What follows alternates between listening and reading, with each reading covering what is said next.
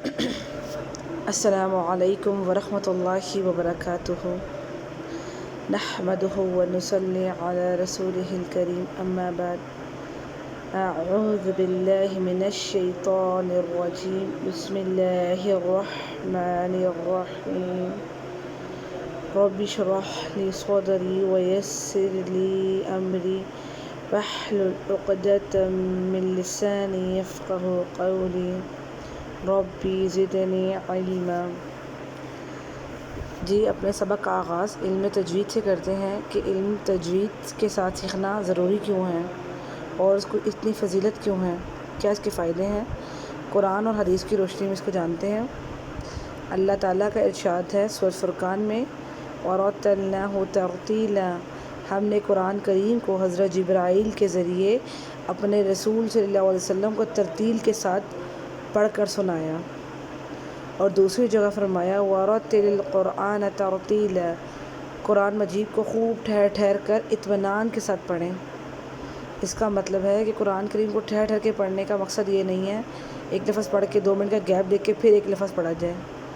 ٹھہر ٹھہر کے مطلب پڑھنے سے یہ ہے کہ جب ہم تجوید کے ساتھ قرآن پڑھتے ہیں تو ہر لفظ کا ایک رول ہوتا ہے، اس کو کتنا کھینچنا ہے، اس کو کیا کرنا ہے، اس حساب سے ہم اس کو آرام سے سکون سے ٹھہر ٹھہر کے کریں تلاوت، یہ مطلب ہے اس کا۔ تیسری جگہ اللہ تعالیٰ نے فرمایا وَقُرْآنًا فَرَقْنَاهُ لِتَقْرَأَهُ عَلَى النَّاسِ عَلَى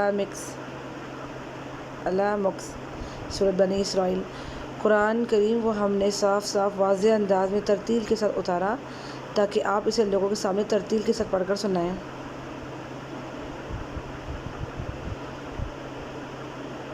حضرت علی رضی اللہ عنہ سے ترتیل کے میننگ پوچھے گئے، آپ صلی اللہ علیہ وسلم نے فرمایا ہوا تجوید الحروف معروفۃ الموقوف۔ موقوف کس کے جمع ہے؟ موقوف کہتے ہیں وقف کرنے کو، ٹھہرنے کو، اوقاف کی جمع ہے۔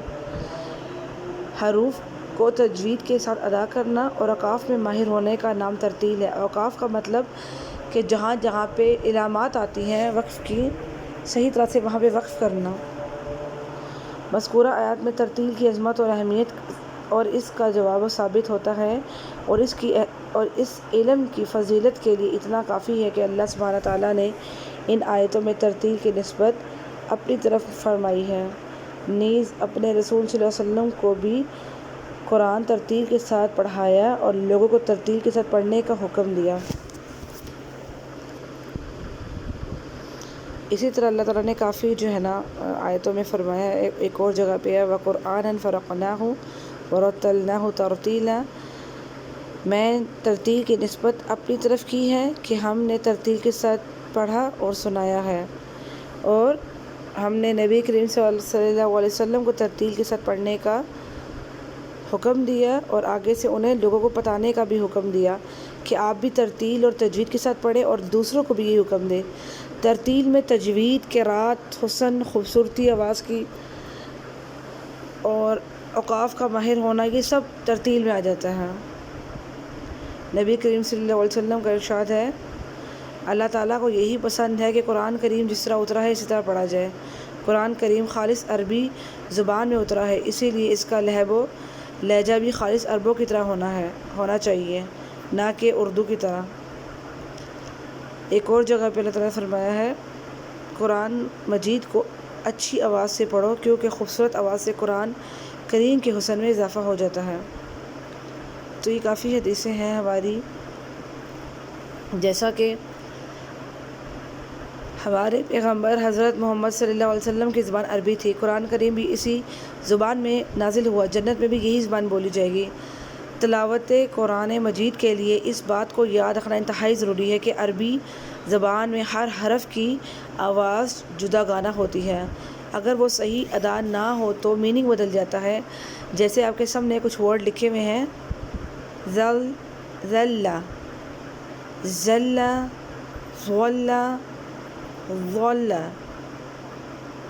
لیکن بہت سے لوگ اس کو پڑھتے ہیں ذلہ ذلہ ذلہ ذلہ، کیونکہ زا ہے سب کے اندر۔ پہلے والے کا مطلب ہے وہ ذلیل ہوا، دوسرے والے کا مطلب وہ پھسلا، تھرڈ والے کا مطلب ہے وہ گیا، لاسٹ والے کا مطلب وہ گمراہ ہوا۔ جب ان کے میننگ ڈفرینٹ ہے تو یہ ورڈ ڈفرینٹ کیسے ہو سکتے ہیں؟ ان کو ادا کرنے کا ڈفرینٹ طریقہ کیسے پتہ چلے گا جب ہمیں اس کے مخارج آتے ہوں گے؟ سب سے پہلا زال ہے، زال کو ہمیشہ نرمی سے پڑھتے ہیں، اس کو پڑھیں گے ذلہ۔ دوسرا زا سختی سے پڑھا جاتا ہے جس کو ہم پڑھیں گے ذلہ۔ دوسرا وا ہے جو ہمیشہ مستعلیہ ہے، موٹا پڑھا جاتا ہے، ذواللہ۔ اور آگے جو ہے حروف حافیہ ضاد جو موٹے حروف میں سے، اس کو ہم پڑھیں گے ضالہ۔ ان کا فرق مخارج کی روشنی میں کیا جا سکتا ہے، اور اگر ہمیں مخارج نہیں آتے ہوں گے تو ہم اس کو ایک ہی کیٹیگری میں پڑھیں گے۔ جیسا کہ فار ایگزامپل بہت سے لوگ پڑھتے ہیں اہدنا الصراط المستقیم، صراط الذین، تو دیکھیں یہاں پہ صراط الذین پہ تا نہیں یوز ہوا، طا یوز ہوا ہے۔ اہدنا الصراط المستقیم، صراط الذین، صراط الذین۔ تو بہت سے لوگ یہاں پہ تا پڑھ کے غلطی کر جاتے ہیں جبکہ تا یوز نہیں ہوا۔ تا اور طا کا فرق ہی زبان کے اتار چڑھاؤ سے، کہ تا باریک الفاظ میں سے، طا موٹے حروف میں سے ہے۔ تو مخارج کو سیکھنے سے پہلے ہمیں، قرآن سیکھنے سے پہلے ہمارے مخارج صحیح ہونا بہت ضروری ہے۔ ابتدائی ہدایات دیکھ لیتے ہیں۔ قرآن کریم کو اس کی اصل زبان عربی میں پڑھیں۔ قرآن مجید اہل عرب کی لب لہجے تلفظ کے حسن کے ساتھ پڑھیں۔ تلاوت کے آغاز میں اعوذ باللہ، سورت کے شروع میں بسم اللہ پڑھیں، سوائے سورت توبہ کے۔ دوران تلاوت سورت شروع کی جائے تو صرف بسم اللہ پڑھیں۔ بہت سے لوگ قرآن پڑھ رہے ہوتے ہیں، نئی تلاوت ہے تو اعوذ باللہ بھی پڑھتے ہیں، نہیں۔ جب آپ لوگ قرآن مجید پڑھتے ہیں تو اپنے اعوذ باللہ بسم اللہ دونوں پڑھنی ہیں، اور پڑھتے پڑھتے کوئی صورت آ جاتی ہے تو صرف بسم اللہ پڑھنی ہے۔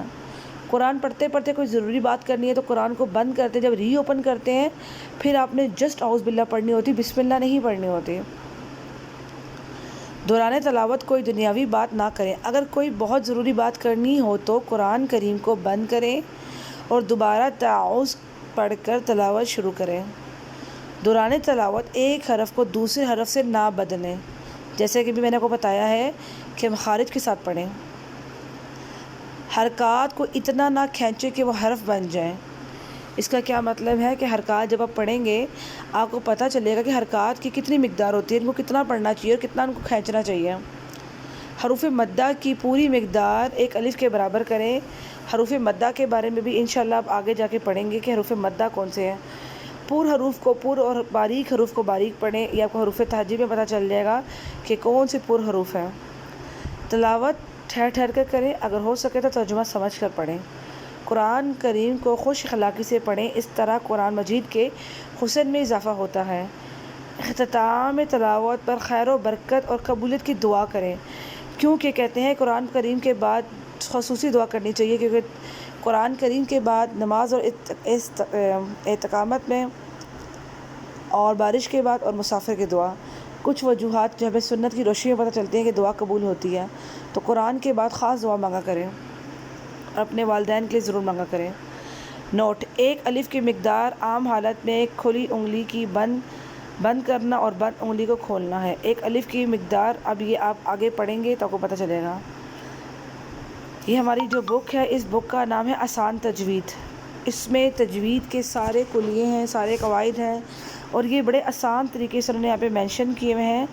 تو ابھی تک تو جو ہماری فرسٹ کلاس تھی، جو ہم نے فرسٹ آغاز کیا تھا، وہ عربی میں قرآن کریم کی اہمیت حدیث کی روشنی میں اور قرآن کی روشنی میں ہم نے جانی، اور جو ضروری ہدایت تھی ہم نے وہ بھی جانی۔